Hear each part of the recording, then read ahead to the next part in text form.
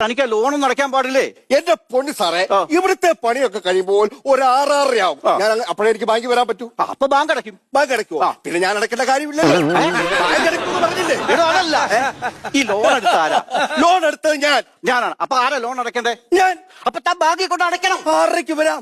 എടോ ആ 5 മണിയാകുമ്പോ ബാങ്ക് അടയ്ക്കും. ബാങ്ക് അടയ്ക്കുമല്ലോ, പിന്നെ ഞാൻ എന്തിന് അടയ്ക്കണം? ബാങ്ക് അടയ്ക്കിയതാ സാറിനെ പറഞ്ഞു എന്റെ ലോൺ ഇപ്പൊ ബാങ്ക് അടയ്ക്കുന്നു. ആരാ ലോൺ എടുത്തേ? ഞാൻ. ലോൺ അടയ്ക്കേണ്ട ആരാ? ഞാൻ. അപ്പൊ ബാങ്കിൽ കൊണ്ട് അടയ്ക്കണ്ടേ? അടയ്ക്കാം. അപ്പൊ താൻ ചെയ്യേണ്ട എന്താന്ന് വെച്ചേടോ, 5 മണിയാകുമ്പോ ബാങ്കിന്റെ ഷട്ടർ ഞങ്ങൾ ഇങ്ങനെ താഴിട്ട് പൂട്ടിയിട്ട് ഞങ്ങൾ വീട്ടിൽ പോകും.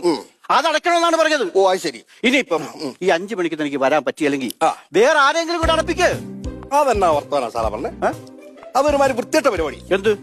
ഞാൻ ലോൺ എടുത്തിട്ട് വേറെ കൊണ്ട് ലോൺ അടപ്പിക്കാന്ന് പറഞ്ഞാൽ ആശുപത്രി പുറം ആരെങ്കിലും ചെയ്യുന്ന പരിപാടിയാണോ ഇത്? അല്ലെങ്കിൽ കുടുംബത്തിൽ പറഞ്ഞോന്നല്ലേ പറയുന്നത്? ഇപ്പൊ ഏത് കുടുംബത്താ സാറേ പേര് പ്രശ്നം? എല്ലാ